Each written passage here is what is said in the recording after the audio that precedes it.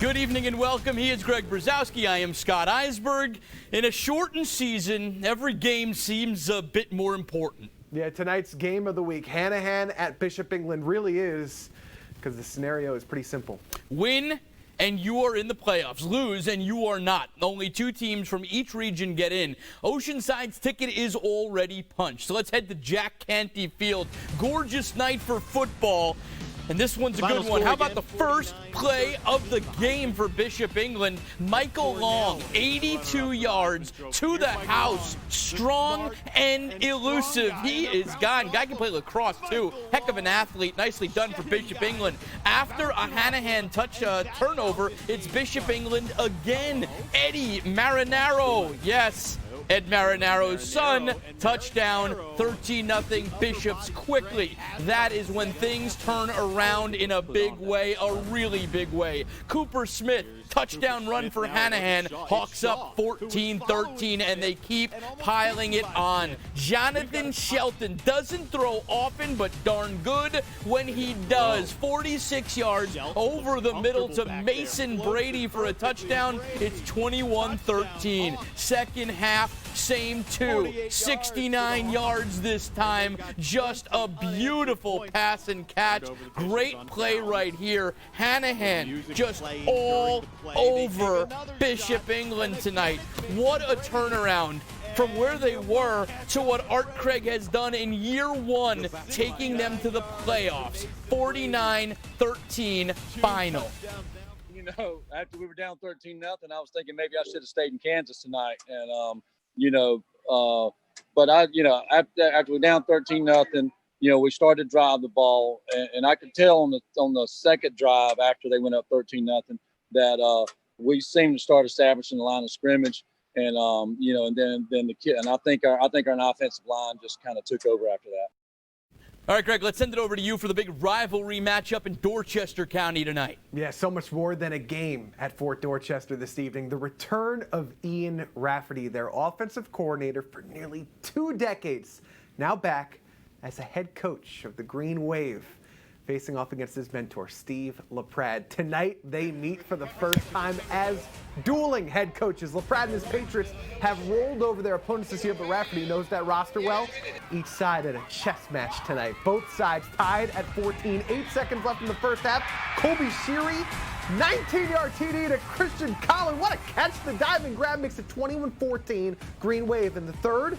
Somerville, with this crazy play, they fumble it, and the Pats somehow recover it, but they don't get anything out of it. It ends up being a turnover on down. So Somerville gets the ball back, but they're faced with a 4th and 7. Back to punt, except it's a fake. Alex Hundemeyer to Michael Jenkins, and he is gone.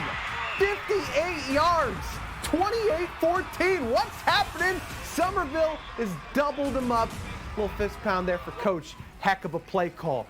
But then you know Fort's going to respond because Zoltan Osborne drops back. Keep this assure. The bobble pass. Look at the concentration. Catch the ball. Bring it in. He does that. Keeps the drive moving. And it leads to Dwayne Wright putting up the TD run right here. What a play to get the score. 28-21. Green Wave still up. But in the fourth quarter, it wouldn't be for long. Fort ties it. Osborne, 26 yards on the screen and catch and run by O.J. Washington. Tie ball game. Somerville gets the ball back. They would hand the ball back. Sheary rolling out to his left, looks to pass. He's stripped. Otis Mack will recover the football and set Fort up beautifully to take control. They do. Right. TD once more running in. They go up 35-28. Somerville scores late, goes for the 2 and the win, but falls short. Fort 35, Somerville 34. What a game. Let's check it out with Goose Creek now. They're already region winners, but there is still another trophy that they need to play for. The second year looking to win the Golden Goose, given by Mayor Greg Habib to the winner of the Goose Creek rivalry, to Ray Stackley Field. There is Denny McDaniel and his Stratford Knights looking to get ready in this one. Pick it up in the third. GC is up 14-0 when Drew Moore hands it off to Dimitri Simmons. That's another TD there, making it 21-0. Stratford answers. Josh Davis to Jaden Alston up the middle, an easy score. It's 21-17, so 14-point game. And then here is the changing play of the night. Goose Creek hands to Simmons. He breaks away, but the ball stripped at the 10-yard line. Jaden Alston picks it up. He is brought down by a face mask. That's free yardage, and that ends the third quarter. When they get to the fourth, Davis takes the snap, looks to his left, takes off. He is stopped short. The ball's thrown at the line of scrimmage to Demarius Anderson for a touchdown. Stratford now down 21-14. Then with just a minute left in the game, it's Davis dropping a bomb to Demarius Anderson. Touchdown Stratford. They bring up the kicker, but call a timeout. Go for the 2. That's the win. That's the ball game. The Golden Goose is going to the night. Stratford takes it 22-21 as Goose Creek within field goal range at the end. The kick shanked, no good. So Stratford comes from down 21-zip to win 22-21. Wow, what a ball game. Unbelievable stuff tonight. Fantastic. Woo. Wow. Playoff implications are on the line over off 17A.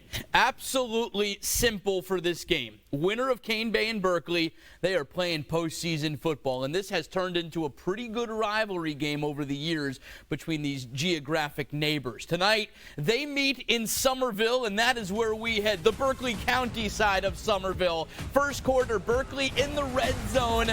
Trey Minor misjudges and throws the ball behind his receiver. Ball is tipped and intercepted in the end zone by Cane Bay's Mr. Avery. He is eventually brought down near the 40-yard line. Nearing the end of the first quarter, Berkeley finally gets on the board. Minor hands off to Reggie Campbell for the touchdown. 7-0 Stags lead. Second quarter now, Cane Bay's punt is blocked. Ball rolls to the 20-yard line. It's picked up by Benjamin Eddy, streaking down the sideline, but he pays the price. Hammered by Cane Bay right there. Cane Bay comes up big defensively and holds Berkeley to a field goal, but that's really all Berkeley needs because Berkeley wins this game. 20-0 is the final score. West Ashley and Wando meeting in Mount Pleasant tonight. There's Donnie Kiefer. Second half, West Ashley. How about this play? Really a fantastic defensive effort. Caleb Edwards, what a snag. What a run for number 40. Really an outstanding play right there. And it sets up this. Jaleel Porter on the run. Nobody catching him. It's a touchdown for the Wildcats, and they take the lead. But back comes Wando. Braden Pritchard to Peter Varzel up top. Almost 50 yards on this connection. It is a pretty one right there. Gets him deep in West Ashley territory. Then Pritchard will tie it up with a touchdown of his own. Wild game. West Ashley avenges their 3-0 loss to Somerville with a 21-14 win over Wando. Stall at Ashley Ridge tonight, up to Somerville again. Both teams looking for their first region win tonight. Someone's going to get it. Swamp Fox is out to make sure it's them. First drive, less than 5 minutes in. Handoff to Tri Grant. He is gone. 7-0. AR adds a field goal, goes up 10. Their defense giving up nothing on the ground. Tyshawn Mack tackled for a loss by a whole bunch of Swamp Foxes. So Stall goes and tries to throw downfield. Works on 3rd and long. Charles Watson spiral to Stephon Smalls. 87 yards. 10-6 as the Warriors can't convert the 2. But on the ensuing kickoff, DJ Drayton catches it off the bounds and bolts all the way through the middle of the field. He is gone. Ashley Ridge answers right back on their way to a big 58-18 win. Wow, what a day of 5A football. Holy smokes. 5A tonight, man. Wow. That is wild. We're going to take a trip down to Beaufort County after the break. Colleton County visits Beaufort this evening. Highlights of that right after this.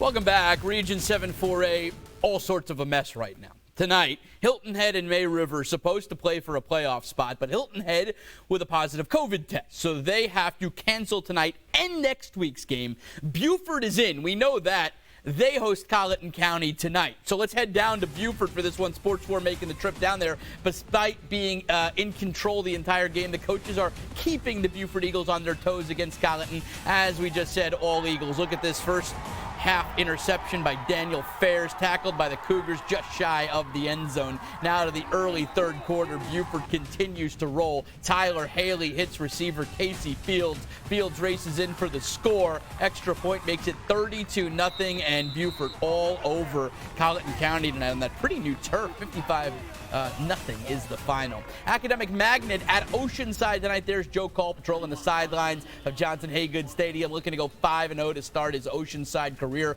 First play of the game for the Land Sharks. Garrison Kepley to Bryce Throckmorton. Touchdown. That was quick.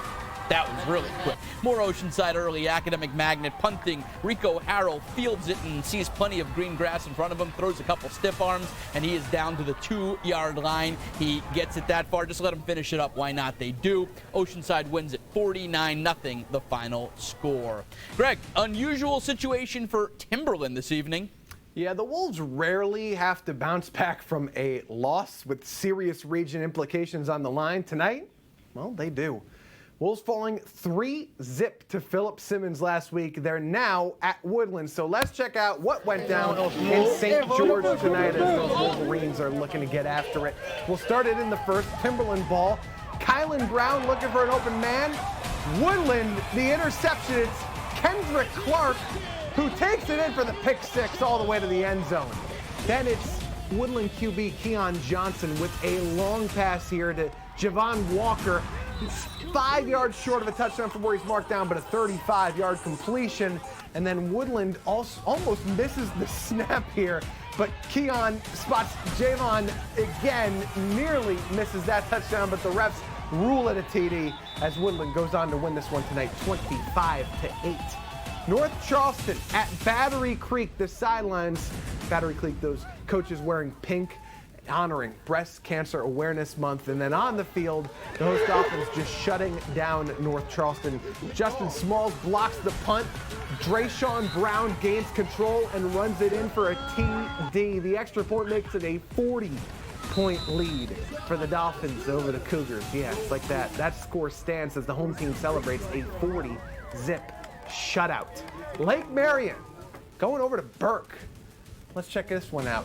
Early on, Patience Smith will open this game up with a touchdown, yet they can't get the 2-point conversion. Then a little later on, it's a big play here from Lake Marion. Who doesn't love a little jet sweep?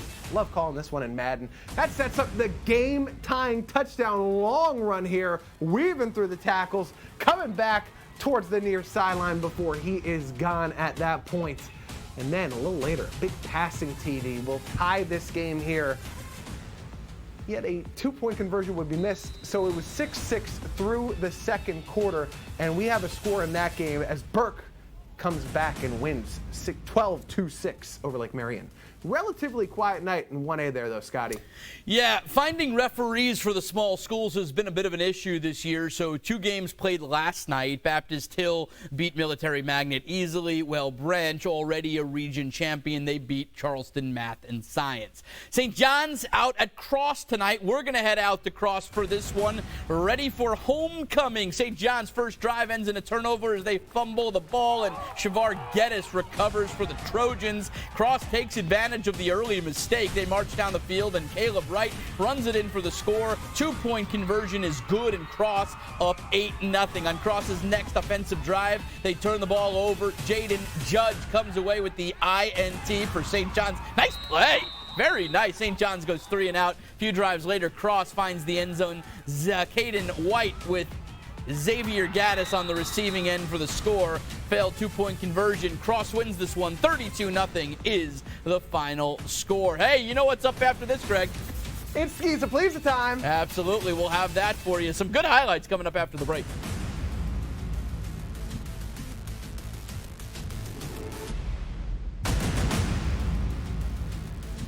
Welcome back. First Baptist had nothing to do with an open week aside from heal up and keep the momentum up. There are few regular season wins bigger in First Baptist's entire history than their 7-6 W over Hammond 2 weeks ago. Tonight, they're at Pinewood. So let's go to Flowertown for this one. Panthers ready for the challenge, but the Hurricanes looking to set up some distance between the two of them early. Will Daniel with the touchdown here to open up the second half. The extra point, though, blocked by First Baptist later on as Pinewood will score on that drive, but they're great ups on the defensive line. It keeps it a 3-score game. Then a little later, First Baptist ball, a rare mistake. A fumble is recovered by Pinewood in the third quarter, very late there to keep them in the game. They were down 17, got it as close as 10 at the end, but First Baptist with a big 37-27 W. Ben Lippin at Porter Gow tonight over to Singleton Field downtown for this one. First quarter, James Hill. Great punt block right here, literally fielded by Porter Gowd, gets them in great position. After that, it's David Ball riding with Private Malone and kicking field goals. 17-7 Cyclones in the lead. After that, it is Ned Hagiocic with a blocked punt for Porter Gowd, and it is another one that's going to set him up in great field position. This time, though, they're not going to kick a field goal. They're going to go for the touchdown. Drew Friedman, nice touchdown, and the win for Porter Gowd, 38-28 is the final score. St. John's Christian, Dorchester Academy. Let's head out to St. George for this one. St. John's in the third quarter. Ryan Booker hands off to Bryce Taylor to run it into the end zone, ties the game at 6. Here's St. John's going for that point, and Ben Singletary there with a block for Dorchester Academy. DA now in possession of it. Brody Marchant throws a long one. Hayden Hartzog right there for it. But St. John's Christian, nice season for them. Only one loss. They win this one. 19-12 is the final score.